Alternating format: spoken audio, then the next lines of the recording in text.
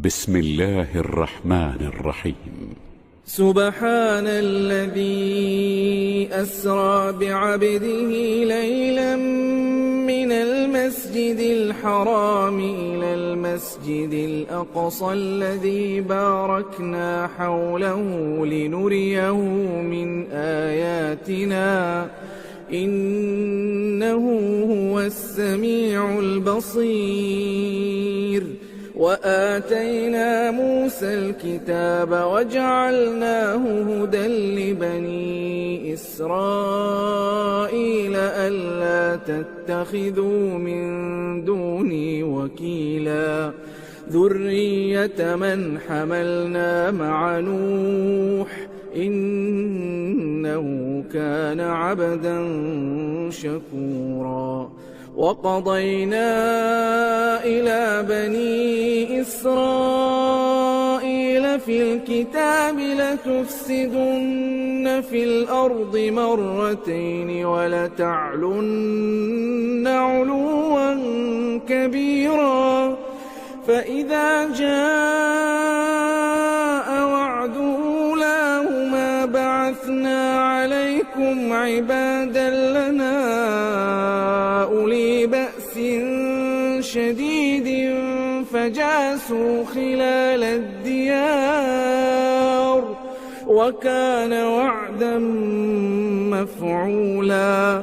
ثم رددنا لكم الكرة عليهم وأمددناكم بأموال وبنين وجعلناكم أكثر نفيرا. إن أحسنتم أحسنتم لأنفسكم وإن أسأتم فلها. فإذا جاء وعد الآخرة ليسوءوا وجوهكم وليدخلوا المسجد كما دخلوه أول مرة وليتبروا ما علوا تتبيرا. عسى ربكم أن يرحمكم وإن عدتم عدنا وجعلنا جهنم للكافرين حصيرا. إن هذا القرآن يهدي للتي هي أقوم ويبشر المؤمنين الذين يعملون الصالحات أن لهم أجرا كبيرا وأن الذين لا يؤمنون بالآخرة أعتدنا لهم عذابا أليما. ويدعو الإنسان بالشر دعاءه بالخير وكان الإنسان عجولا. وجعلنا الليل والنهار آيتين فمحونا آية الليل وجعلنا آية النهار مبصرة لتبتغوا فضلا من ربكم ولتعلموا عدد السنين والحساب وكل شيء فصلناه تفصيلا. وكل إنسان ألزمناه طائره في عنقه ونخرج له يوم القيامة كتابا يلقاه منشورا. اقرأ كتابك كفى بنفسك اليوم عليك حسيبا. من اهتدى فإنما يهتدي لنفسه ومن ضل فإنما يضل عليها ولا تزر وازرة وزر أخرى وما كنا معذبين حتى نبعث رسولا. وإذا أردنا أن ربك قرية أمرنا متر فيها ففسقوا فيها فحق عليها القول فدمرناها تدميرا وكم أهلكنا من القرون من بعد نوح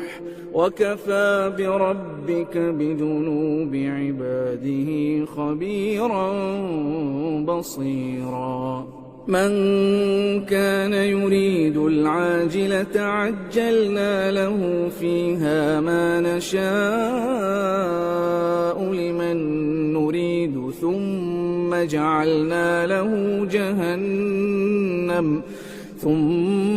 جعلنا له جهنم يصلاها مذموما مدحورا ومن أراد الآخرة وسعى لها سعيها وهو مؤمن فأولئك كان سعيهم مشكورا كلا نمد هؤلاء وهؤلاء من عطاء ربك وما كان عطاء ربك محظورا انظر كيف فضلنا بعضهم على بعض وللآخرة أكبر درجات وأكبر تفضيلا لا تجعل مع الله إلها آخر فتقعد مذموما مخذولا وقضى ربك ألا تعبدوا إلا إياه وبالوالدين إحسانا إما يبلغن عندك الكبر أحدهما أو كلاهما فلا تقل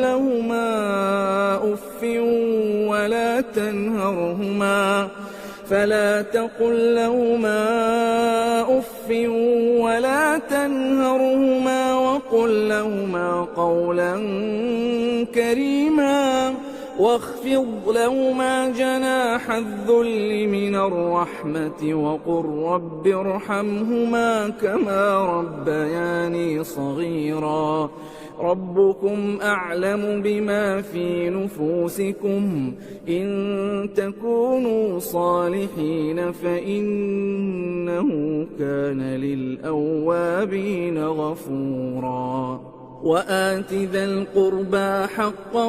والمسكين وابن السبيل ولا تبذر تبذيرا إن المبذرين كانوا إخوان الشياطين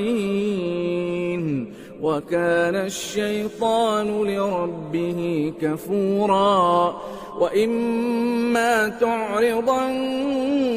عنهم ابتغاء رحمة من ربك ترجوها فقل لهم قولا ميسورا ولا تجعل يدك مغلولة إلى عنقك ولا تبسطها كل البسط فتقعد ملوما محسورا إن ربك يبسط الرزق لمن يشاء ويقدر إنه كان بعباده خبيرا بصيرا ولا تقتلوا أولادكم خشية إملاق نحن نرزقهم وإياكم إن قتلهم كان خطأ كبيرا ولا تقربوا الزنا إنه كان فاحشة وساء سبيلا ولا تقتلوا النفس التي حرم الله إلا بالحق ومن قتل مظلوما فقد جعلنا لوليه سلطانا فلا يسرف في القتل إنه كان منصورا ولا تقربوا مال اليتيم إلا بالتي هي أحسن حتى يبلغ أشده وأوفوا بالعهد إن العهد كان مسؤولا وأوفوا الكيل إذا كلتم وزنوا بالقسطاس المستقيم ذلك خير وأحسن تأويلا ولا تقف ما ليس لك به علم إن السمع والبصر والفؤاد كل أولئك كان عنه مسؤولا ولا تمش في الأرض مرحا إنك لن تخرق الأرض ولن تبلغ الجبال طولا كل ذلك كان سيئه عند ربك مكروها ذلك مما أوحى إليك ربك من الحكمة ولا تجعل مع الله إلها آخر فتلقى في جهنم ملوما مدحورا أفأصفاكم ربكم بالبنين واتخذ من الملائكة إناثا إنكم لتقولون قولا عظيما ولقد صرفنا في هذا القرآن ليذكروا وما يزيدهم إلا نفورا قل لو كان معه آلهة كما يقولون إذا لابتغوا إلى ذي العرش سبيلا سبحانه وتعالى عما يقولون علوا كبيرا تسبح له السماوات السبع والأرض ومن فيهن وإن من شيء إلا يسبح بحمده ولكن لا تفقهون تسبيحهم إنه كان حليما غفورا وإذا قرأت القرآن جعلنا بينك وبين الذين لا يؤمنون بالآخرة حجابا مستورا وجعلنا على قلوبهم أكنة أن يفقهوه وفي آذانهم وقرا وإذا ذكرت ربك في القرآن وحده ولوا على أدبارهم نفورا نحن أعلم بما يستمعون به إذ يستمعون إليك وإذ هم نجوى إذ يقول الظالمون إن تتبعون إلا رجلا مسحورا انظر كيف ضربوا لك الأمثال فضلوا فلا يستطيعون سبيلا وقالوا أئذا كنا عظاما ورفاتا أئنا لمبعوثون خلقا جديدا قل كونوا حجارة أو حديدا أو خلقا مما يكبر في صدوركم فسيقولون من يعيدنا قل الذي فطركم أول مرة فسينغضون إليك رؤوسهم ويقولون متى هو قل عسى أن يكون تهلكون قريبا يوم يدعوكم فتستجيبون بحمده وتظنون إن لبثتم إلا قليلا وقل لعبادي يقولوا التي هي أحسن إن الشيطان ينزغ بينهم إن الشيطان كان للإنسان عدوا مبينا ربكم أعلم بكم إن يشأ يرحمكم أو إن يشأ يعذبكم وما أرسلناك عليهم وكيلا وربك أعلم بمن في السماوات والأرض ولقد فضلنا بعض النبيين على بعض وآتينا داود زبورا قل ادعوا الذين زعمتم من دونه فلا يملكون كشف الضر عنكم ولا تحويلا أولئك الذين يدعون يبتغون إلى ربهم الوسيلة أيهم أقرب ويرجون رحمته ويخافون عذابه إن عذاب ربك كان محذورا وإن من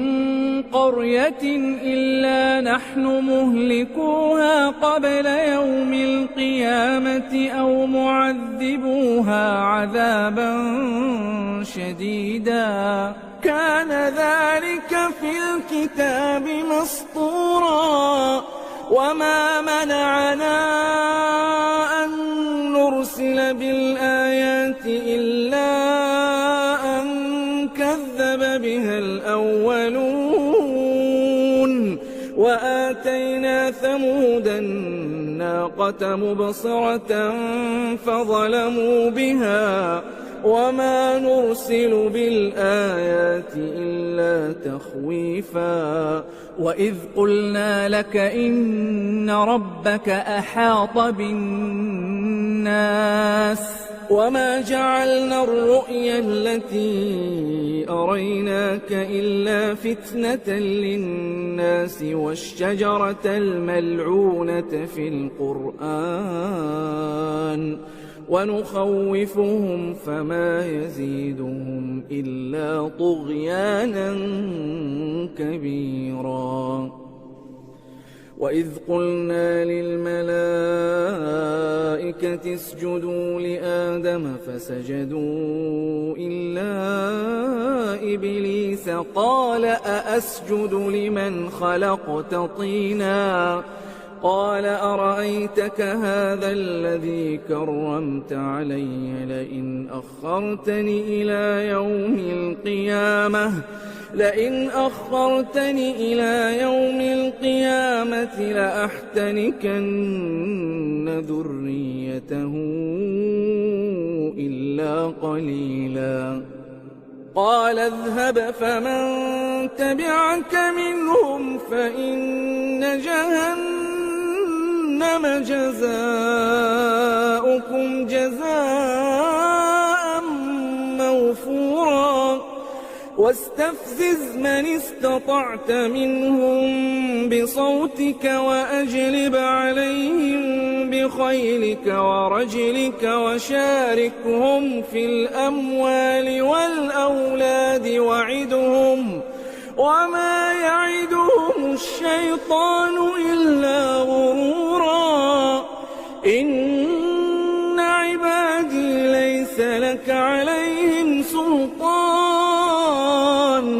وكفى بربك وكيلا ربكم الذي يزجي لكم الفلك في البحر لتبتغوا من فضله إنه كان بكم رحيما وإذا مسكم الضر في البحر ضل من تدعون إلا إياه فلما نجاكم إلى البر أعرضتم وكان الإنسان كفورا أفأمنتم أن يخسف بكم جانب البر أو يرسل عليكم حاصبا ثم لا تجدوا لكم وكيلا أم أمنتم أن يعيدكم فيه تارة أخرى فيرسل عليكم قاصفا من الريح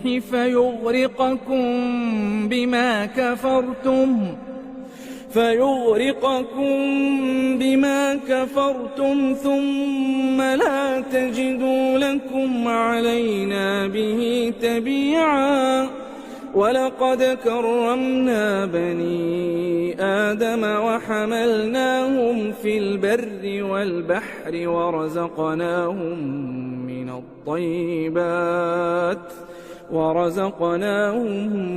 من الطيبات وفضلناهم على كثير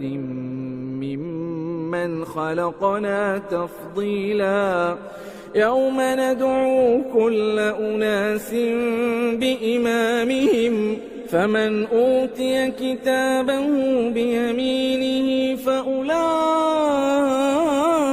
يقرؤون كتابهم ولا يظلمون فتيلا ومن كان في هذه أعمى فهو في الآخرة أعمى وأضل سبيلا وإن كادوا ليفتنونك عن الذي أوحينا إليك لتفتري علينا غيره وإذا لاتخذوك خليلا ولولا أن ثبتناك لقد كدت تركن إليهم شيئا قليلا إذا لأذقناك ضعف الحياة وضعف الممات ثم لا تجد لك علينا نصيرا وإن كادوا ليستفزونك من الأرض ليخرجوك منها وإذا لا يلبثون خلافك إلا قليلا سنة من قد أرسلنا قبلك من رسلنا ولا تجد لسنتنا تحويلا أقم الصلاة لدلوك الشمس إلى غسق الليل وقرآن الفجر إن قرآن الفجر كان مشهودا ومن الليل فتهجد به نافلة لك عسى أن يبعثك ربك مقاما محمودا وقل رب أدخلني مدخل صدق وأخرجني مخرج صدق واجعل لي من لدنك سلطانا نصيرا وقل جاء الحق وزهق الباطل إن الباطل كان زهوقا وننزل من القرآن ما هو شفاء ورحمة للمؤمنين ولا يزيد الظالمين إلا خسارا وإذا أنعمنا على الإنسان أعرض ونأى بجانبه وإذا مسه الشر كان يئوسا قل كل يعمل على شاكلته فربكم أعلم بمن هو أهدى سبيلا ويسألونك عن الروح قل الروح من أمر ربي وما أوتيتم من العلم إلا قليلا ولئن شئنا لنذهبن بالذي أوحينا إليك ثم لا تجد لك به علينا وكيلا إلا رحمة من ربك إن فضله كان عليك كبيرا قل لئن اجتمعت الإنس والجن على أن يأتوا بمثل هذا القرآن لا يأتون بمثله ولو كان بعضهم لبعض ظهيرا ولقد صرفنا للناس في هذا القرآن من كل مثل فأبى أكثر الناس إلا كفورا وقالوا لن نؤمن لك حتى تفجر لنا من الأرض ينبوعا أو تكون لك جنة من نخيل وعنب فتفجر الأنهار خلالها تفجيرا أو تسقط السماء كما زعمت علينا كسفا أو تأتي بالله والملائكة قبيلا أو يكون لك بيت من زخرف أو ترقى في السماء ولن نؤمن لرقيك حتى تنزل علينا كتابا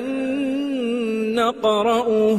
قل سبحان ربي هل كنت إلا بشرا رسولا وما منع الناس أن يؤمنوا إذ جاءهم الهدى إلا أن قالوا أبعث الله بشرا رسولا قل لو كان في الأرض ملائكة يمشون مطمئنين لنزلنا عليهم من السماء ملكا رسولا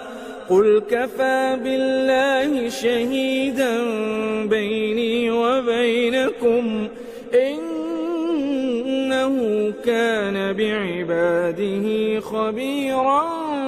بصيرا ومن يهد الله فهو المهتد ومن يضلل فلن تجد لهم أولياء من دونه ونحشرهم يوم القيامة على وجوههم عميا وبكما وصما مأواهم جهنم كلما خبت زدناهم سعيرا ذلك جزاؤهم بأنهم كفروا بآياتنا وقالوا أئذا كنا عظاما ورفاتا أئنا لمبعوثون خلقا جديدا أولم يروا أن الله الذي خلق السماوات والأرض قادر على أن يخلق مثلهم وجعل لهم أجلا لا ريب فيه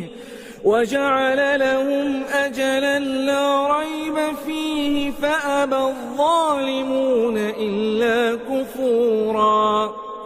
قل لو أنتم تملكون خزائن رحمة ربي إذا لأمسكتم خشية الإنفاق وكان الإنسان قتورا ولقد آتينا موسى 9 آيات بينات فاسأل بني إسرائيل إذ جاءهم فقال له فرعون إني لأظنك يا موسى مسحورا قال لقد علمت ما أنزل هؤلاء إلا رب السماوات والأرض بصائر وإني لأظنك يا فرعون مثبورا فأراد أن يستفزهم من الأرض فأغرقناه ومن معه جميعا وقلنا من بعده لبني إسرائيل اسكنوا الأرض فإذا جاء وعد الآخرة جئنا بكم لفيفا وبالحق أنزلناه وبالحق نزل وما أرسلناك إلا مبشرا ونذيرا وقرآنا فرقناه لتقرأه على الناس على مكث ونزلناه تنزيلا قل آمنوا به أو لا تؤمنوا إن الذين أوتوا العلم من قبله إذا يتلى عليهم يخرون للأذقان سجدا ويقولون سبحان ربنا إن كان وعد ربنا لمفعولا ويخرون للأذقان يبكون ويزيدهم خشوعا قل ادعوا الله أو ادعوا الرحمن أيما تدعوا فله الأسماء الحسنى ولا تجهر بصلاتك ولا تخافت بها وابتغ بين ذلك سبيلا وقل الحمد لله الذي لم يتخذ ولدا ولم يكن له شريك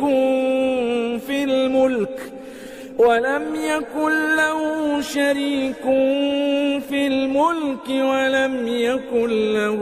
ولي من الذل وكبره تكبيرا بسم الله الرحمن الرحيم الحمد لله الذي أنزل على عبده الكتاب ولم يجعل له عوجا قيما لينذر بأسا شديدا من لدنه ويبشر المؤمنين الذين يعملون الصالحات أن لهم أجرا حسنا ماكثين فيه أبدا وينذر الذين قالوا اتخذ الله ولدا ما لهم به من علم ولا لآبائهم كبرت كلمة تخرج من أفواههم إن يقولون إلا كذبا فلعلك باخع نفسك على آثارهم إن لم يؤمنوا بهذا الحديث أسفا إنا جعلنا ما على الأرض زينة لها لنبلوهم أيهم أحسن عملا وإنا لجاعلون ما عليها صعيدا جرزا أم حسبت أن أصحاب الكهف والرقيم كانوا من آياتنا عجبا إذ أوى الفتية إلى الكهف فقالوا ربنا آتنا من لدنك رحمة وهيئ لنا من أمرنا رشدا فضربنا على آذانهم في الكهف سنين عددا ثم بعثناهم لنعلم أي الحزبين أحصى لما لبثوا أمدا نحن نقص عليك نبأهم بالحق إنهم فتية آمنوا بربهم وزدناهم هدى وربطنا على قلوبهم إذ قاموا فقالوا ربنا رب السماوات والأرض لن ندعو من دونه إلها لقد قلنا إذا شططا هؤلاء قومنا اتخذوا من دونه آلهة لولا يأتون عليهم بسلطان بين فمن أظلم ممن افترى على الله كذبا وإذا اعتزلتموهم وما يعبدون إلا الله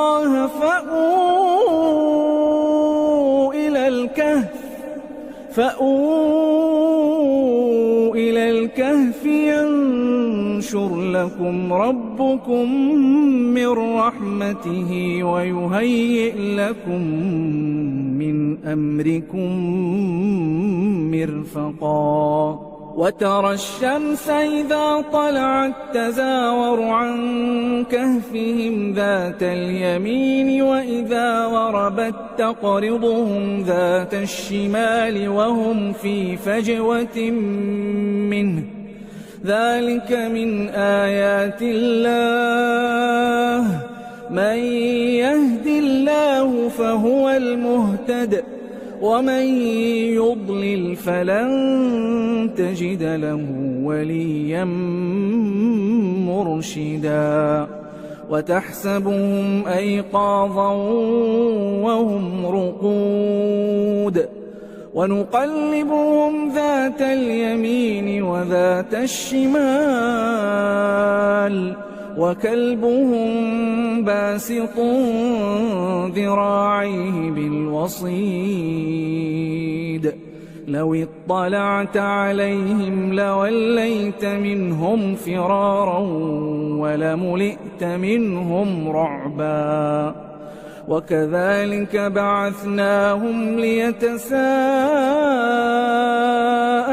بينهم قال قائل منهم كم لبثتم قالوا لبثنا يوما أو بعض يوم قالوا ربكم أعلم بما لبثتم فابعثوا أحدكم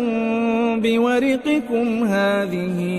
إلى المدينة فلينظر أيها أزكى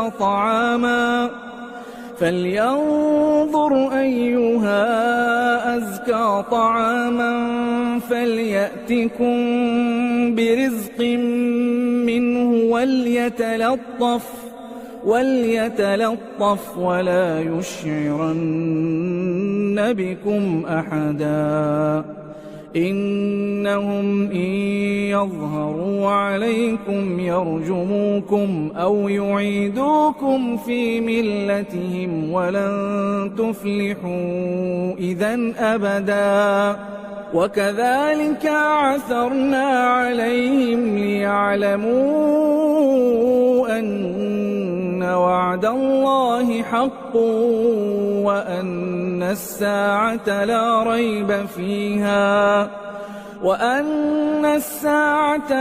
ريب فيها إذ يتنازعون بينهم أمرهم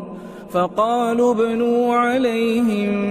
بنيانا ربهم أعلم بهم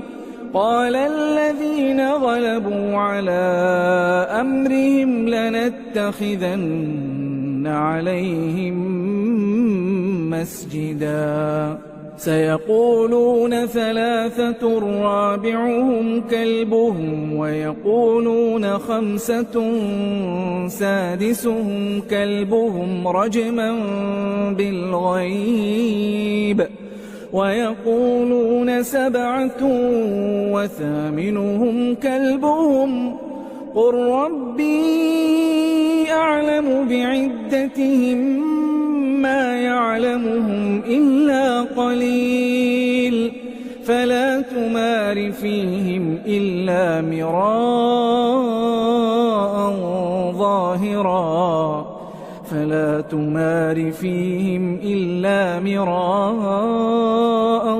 ظاهرا ولا تستفت فيهم منهم أحدا ولا تقولن لشيء إني فاعل ذلك غدا إلا أن يشاء الله واذكر ربك إذا نسيت وقل عسى أن يهديني ربي لأقرب من هذا رشدا ولبثوا في كهفهم 300 سنين وازدادوا 9 قل الله أعلم بما لبثوا له غيب السماوات والأرض أبصر به وأسمع ما لهم من دونه من ولي ولا يشرك في حكمه أحدا واتل ما أوحي إليك من كتاب ربك لا مبدل لكلماته ولن تجد من دونه ملتحدا واصبر نفسك مع الذين يدعون ربهم بالغداة والعشي يريدون وجهه ولا تعد عيناك عنهم تريد زينة الحياة الدنيا ولا تطع من أغفلنا قلبه عن ذكرنا واتبع هواه وكان أمره فرطا وقل الحق من ربكم فمن شاء فليؤمن ومن شاء فليكفر إنا أعتدنا للظالمين نارا أحاط بهم سرادقها وإن يستغيثوا يغاثوا بماء كالمهل يشوي الوجوه بئس الشراب وساءت مرتفقا إن الذين آمنوا وعملوا الصالحات إنا لا نضيع أجر من أحسن عملا أولئك لهم جنات عدن تجري من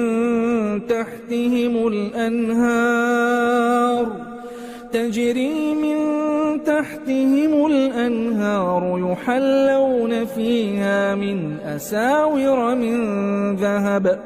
ويلبسون ثيابا خضرا من سندس وإستبرق متكئين فيها على الأرائك نعم الثواب وحسنت مرتفقا. واضرب لهم مثلا الرجلين جعلنا لأحدهما جنتين من أعناب وحففناهما بنخل وجعلنا بينهما زرعا كلتا الجنتين آتت أكلها ولم تظلم منه شيئا وفجرنا خلالهما نهرا وكان له ثمر فقال لصاحبه وهو يحاوره أنا أكثر منك مالا وأعز نفرا ودخل جنته وهو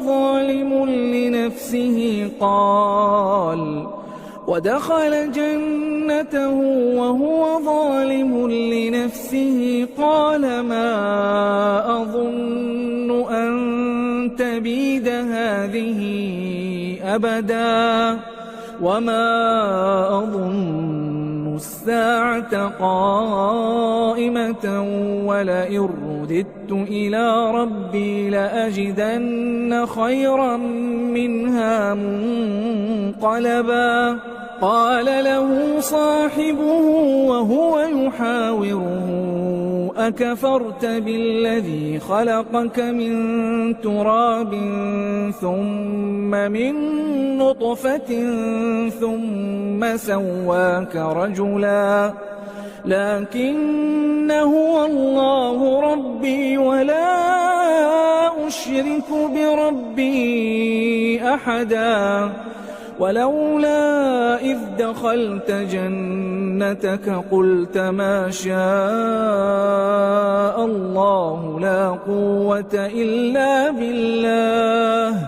إن ترني أنا أقل منك مالا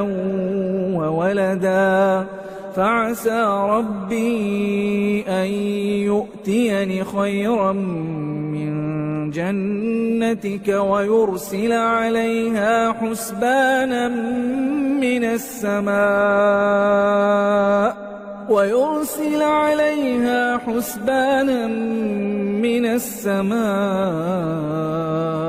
فتصبح صعيدا زلقا أو يصبح ماؤها غورا فلن تستطيع له طلبا. وأحيط بثمره فأصبح يقلب كفيه على ما أنفق فيها وهي خاوية على عروشها ويقول يا ليتني لم أشرك بربي أحدا. ولم تكن له فئة ينصرونه من دون الله وما كان منتصرا. هنالك الولاية لله الحق هو خير ثوابا وخير عقبا. واضرب لهم مثل الحياة الدنيا كماء أنزلناه من السماء فاختلط به نبات الأرض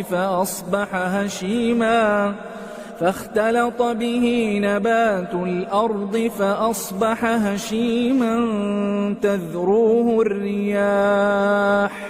وكان الله على كل شيء مقتدرا.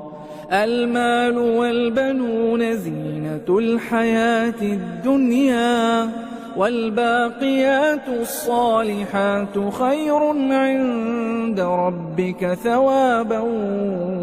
وخير أملا. ويوم نسير الجبال وترى الأرض بارزة وحشرناهم فلم نغادر منهم أحدا وعرضوا على ربك صفا لقد جئتمونا كما خلقناكم أول مرة بل زعمتم أن لن نجعل لكم موعدا ووضع الكتاب فترى المجرمين مشفقين مما فيه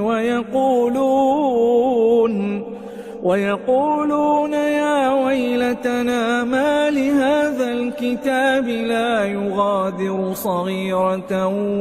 ولا كبيرة إلا أحصاها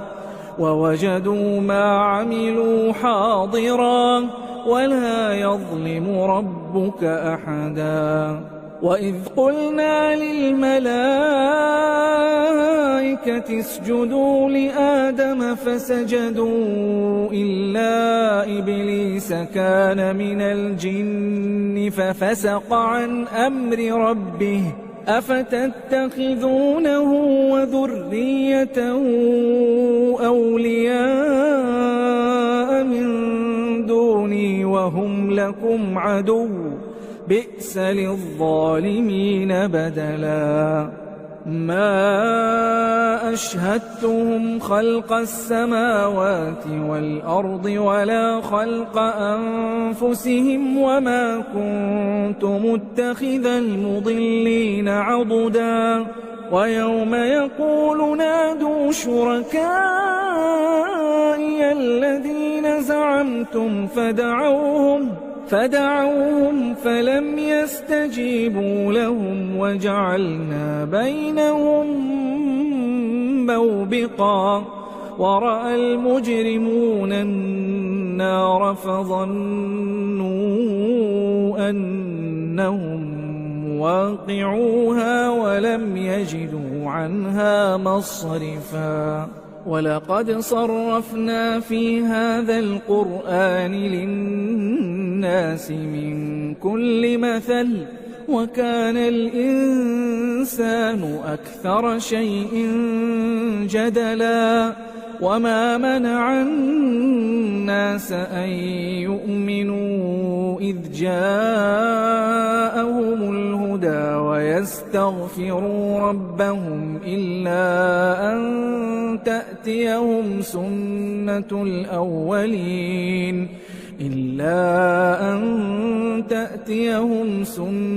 الأولين أو يأتيهم العذاب قبلا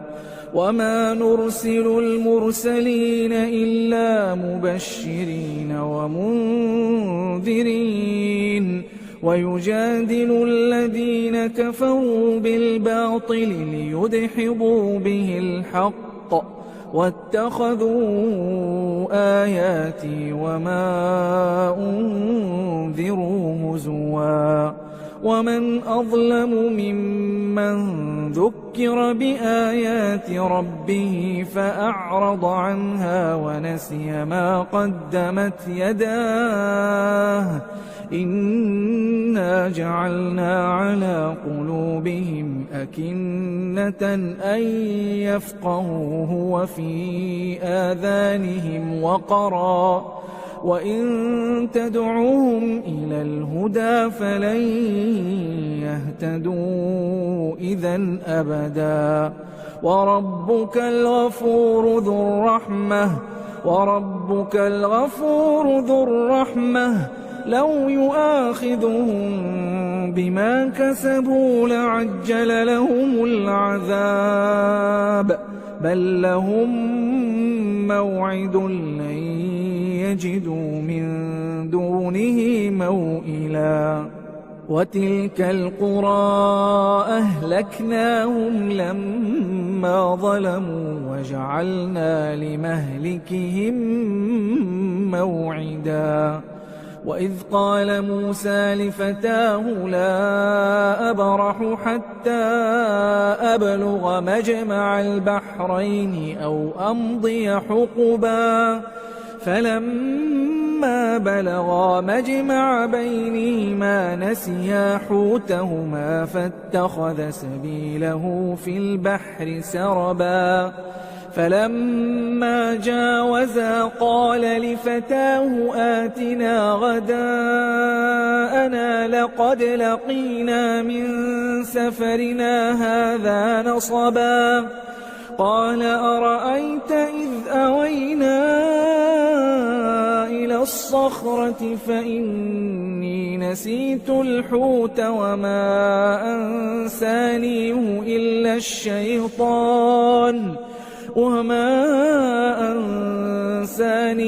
إلا الشيطان أن أذكره واتخذ سبيله في البحر عجبا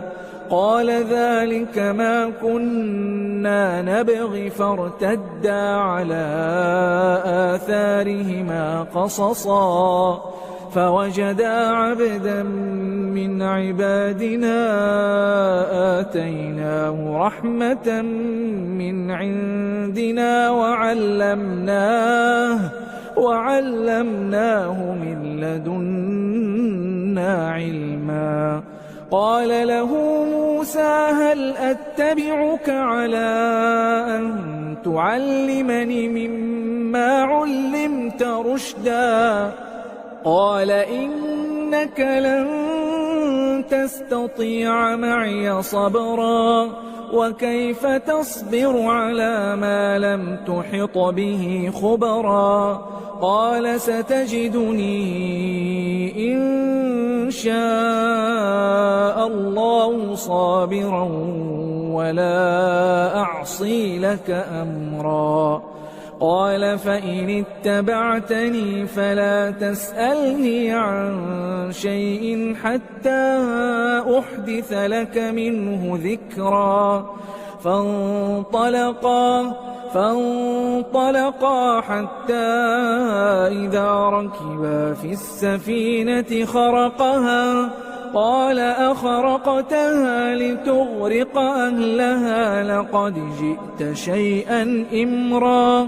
قال ألم أقل إنك لن تستطيع معي صبرا قال لا تؤاخذني بما نسيت ولا ترهقني من أمري عسرا